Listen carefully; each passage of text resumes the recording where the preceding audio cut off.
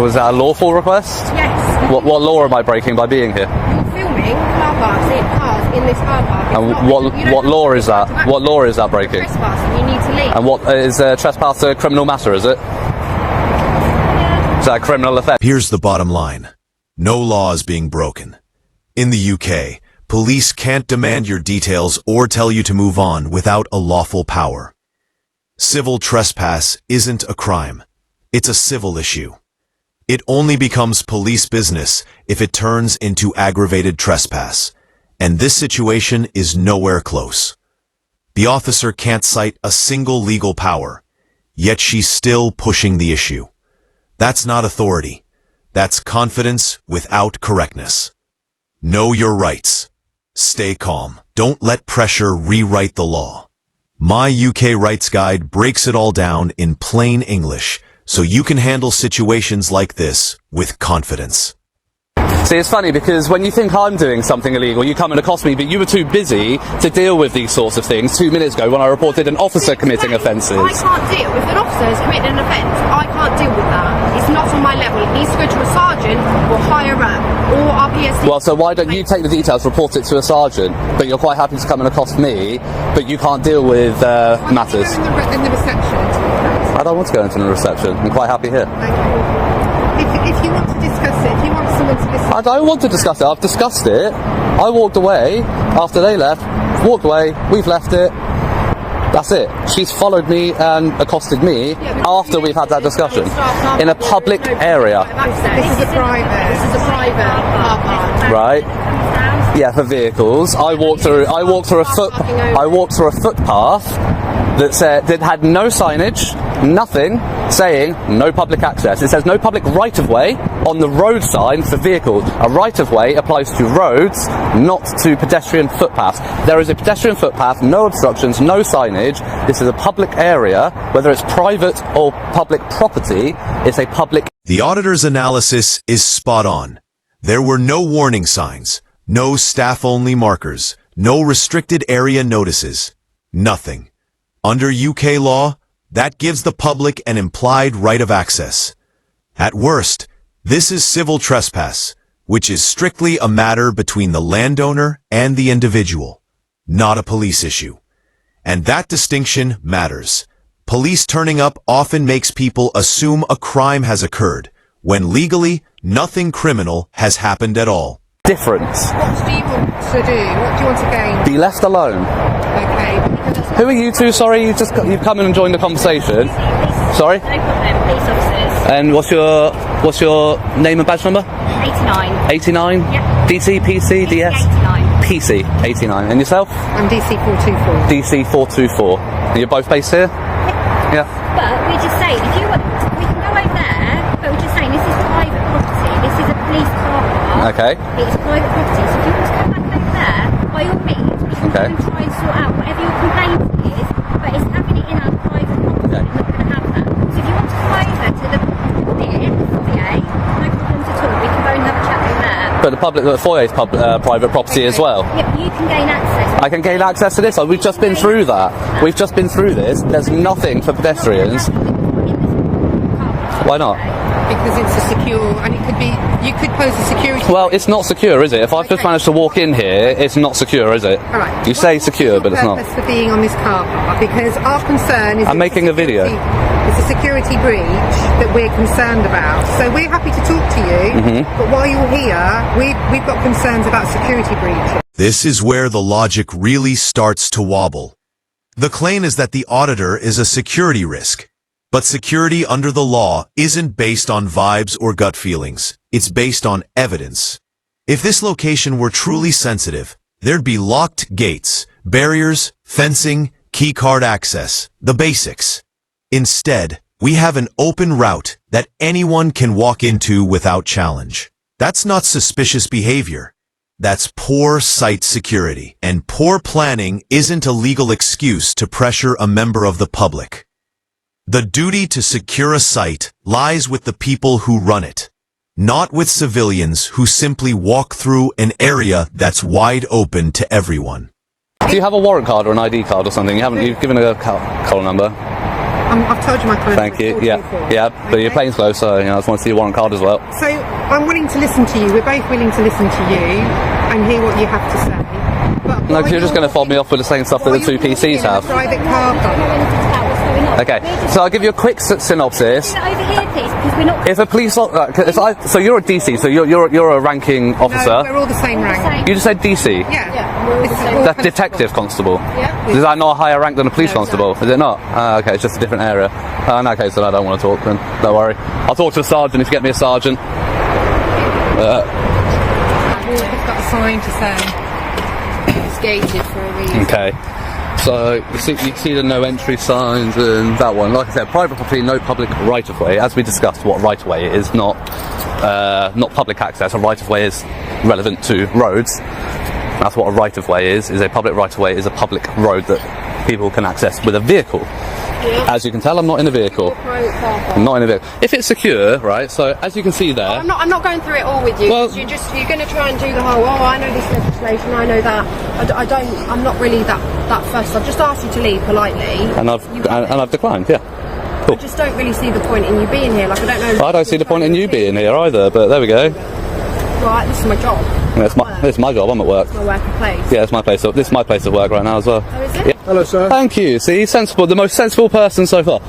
You a sergeant? Yeah, I am. For my Thank you. Finally. Right. Okay.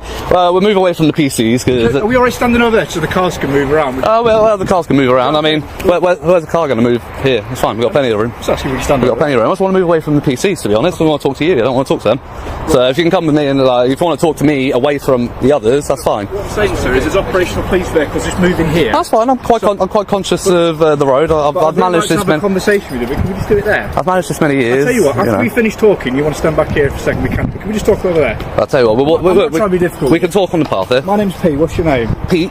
Yes. And your collar number, Pete? My name's DS 1446. Pete McGill. DS 1446. Yes. Enter Detective Sergeant Pete McGill, and the atmosphere shifts instantly. This is what measured policing looks like. McGill actually listens, weighs the facts, and immediately acknowledges the unclear signage. He breaks down clearly and calmly where civil matters stop and criminal jurisdiction begins. The contrast is stark. Respect in tone, precision in language, a steady calm that dissolves tension rather than fuels it. This isn't losing authority. It's using authority correctly. McGill understands that escalating without grounds only creates new problems. That level of professionalism can restore public confidence in a single conversation. Literally arrived and witnessed a police constable. Yes. Straight away. First thing, as soon as I get here, parked on the roundabout. Right. On the double yellows. Yeah. Engine on, idling, on his mobile phone. Right. So I go and approach. Yeah. He winds his window. So I ask him quite bluntly. I say, "Afternoon. Is there a reason you're parked on double yellows with your engine on your mobile phone?" Yeah.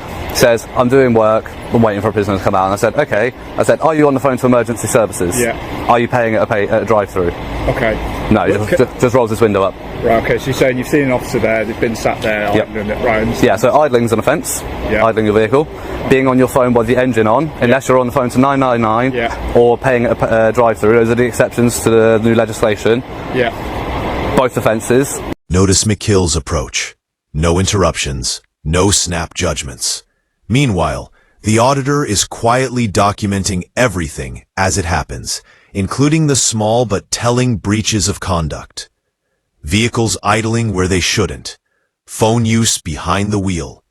Little things most people would miss if no one was watching. And that's the real value of an audit. It's not about chasing drama. It's about visibility. Even minor missteps matter when the people committing them are the same ones expected to model the law they enforce. Observation is accountability. Without it, these details slip into the background unnoticed and unaddressed. Did you introduce yourself? I didn't know, and I'm not, no. What name would you like me to refer to you as? You don't have to give your name at all, but... You can call me Sir or Power. You can call me Power. Yeah. Power? Yeah. Let's go with power. Yeah. I'll go with sir, because power just that's I didn't think you'd like it. That's why I said it. That's why I gave it as an option. I didn't think you would. Mr. Power, does that sound right to you? Mr. Power, that'd Go with be Mr. Nah, Power. my ego's not that big. Don't worry. Well, you've got yourself power, you can have a little one. Right, okay. Basically, mate, you are absolutely entitled to film any vehicles you want around here. Yep. Not a problem. You have, if officers want to speak to officers, that's not an issue. Yep. The other thing I'd say is this area Yep. of the car is a private car park. It is. Work. Yep. So if you wanted to literally step on that pavement there and film my officers, film the cars, Yeah. there's not an issue Okay. whatsoever. Or So completely yeah, that's fine. I respect your appreciate right that. to do I appreciate not a that. problem. So the discussion I was trying to have with them, or Yes. trying to tell them, right? So they're saying it's secure, it's restricted. You got the gates and all that. I said, and that sign up there says private property, no public right of way. A right of way is a public road, Yes. right? It's not a public pavement. A right of way is This is a private. yes, okay, premises. but I'm getting to that bit. Okay, bear with me. So yes, it's private, but in a private premises, you can still have a public area. A public area does not define whether it's public property This or isn't not. a public area. Okay, so but you're wanting to check. No. So as I've walked up towards the reception area, and then I've literally walked through here. Yeah. No signage for pedestrians saying private property, no public access. You know what? That would be the Completely key. agree with you. Yeah. All right. So yes, it is private property. Until I was asked to leave, Yeah.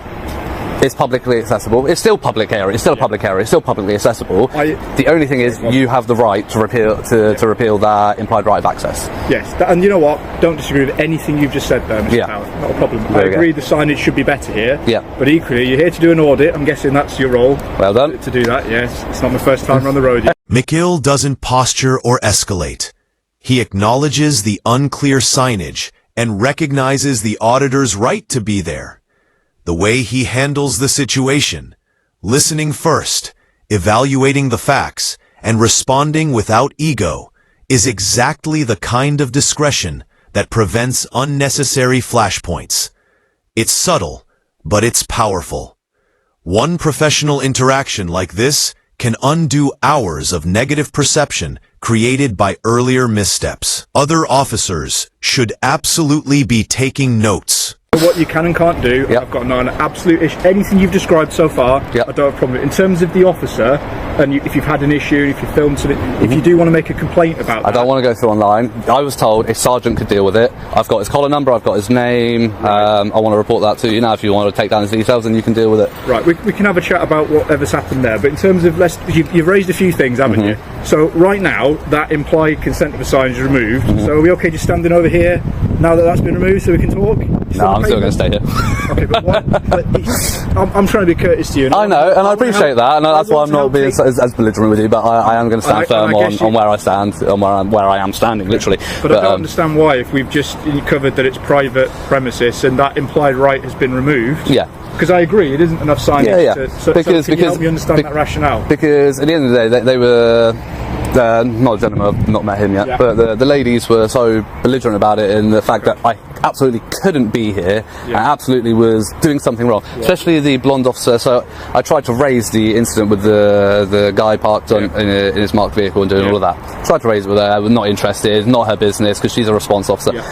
But then as soon as I come on here, she's got time to deal with that, but she can't deal with that. So you see what I mean? That seems like a favourability towards another police officer, the thick blue wall as we call it, standing behind the thin blue line, and not holding up her. No, I'm not saying you are, but she's not holding up her oath. Neither was the other gentleman I spoke to. But she's got plenty of time to come and deal with this, apparently, but she doesn't have time to deal with that. What I can say is, if anyone has in any way talked to you and you felt it wasn't being courteous, I can only apologise for that, because ideally we don't want to have that kind of discourse. It's not even about the courtesy. You're a switched on bloke. You know exactly what you do with these audits. You understand that they're going to provoke a reaction in terms of a security response. That's going to happen, isn't it? Not always. I've been to plenty of places, plenty of police stations, headquarters, where they just leave me to it. Okay, but I'd imagine they would have spoke to you at some. They would have said hello. They didn't say anything to you. Okay, well that might be because they didn't notice. Generally speaking, no. They see me. They might give a wave, but in a police station car park going around different cars, we'd usually stop to say, just as I've done with you, I'm not demanding your details. You give me them, as you bloody well know. Not trying to make your life in any way difficult. And in fact, I want to help enable you to do your audit and what you want to do. But as you've just explained, once that right has been revoked for the private premises, it's been revoked. Right. So the fact that you have been treated poorly or you feel like someone's been rude to you, that doesn't change the fact that it's been revoked, does it? And you appreciate that. It doesn't, but once it's been revoked, yes, it becomes an issue of civil trespass, doesn't it? And you knew I was coming with it. You knew I was coming with it. You don't need to go down this. I'm trying to talk from a practical point of view. I know you're talking practically. I know you're talking practically. And we're stood in a disabled bay. I like to talk lawfully. Yes. Okay, so lawfully, I'm not committing any offences. You know, I know you haven't. I have, and you've requested that I leave, and I'm going to politely decline. I'm not going to be rude about it because you may see it as rude that I'm declining in the first place, but I'm not going to be overly belligerent about it. I'm just going to say, here's the rare but golden moment. The auditor stands firmly on his legal rights, and the sergeant meets him with equal respect. No power plays, no vague threats, no inflated authority. Just solid, constructive dialogue. It's a masterclass in how accountability works when both sides understand the boundaries and communicate within them. Without community audits, moments like this, where law, courtesy, and professionalism actually align, would almost never be seen, let alone recorded. Matter. And as long as you understand that if you are to stay here in this moment and you are to stand in front of a car that's trying to leave and conduct police work, that could obviously be obstructing the officers. Oh, sure, I would never do that. No. Yeah. I've made it this many years, being fully aware of roads and emergency vehicles. You know, I've never been hit by a car yet. So how are we rating so far? How are we doing? We had a rough start by the sounds of it on your audit. Has it improved as we're going along?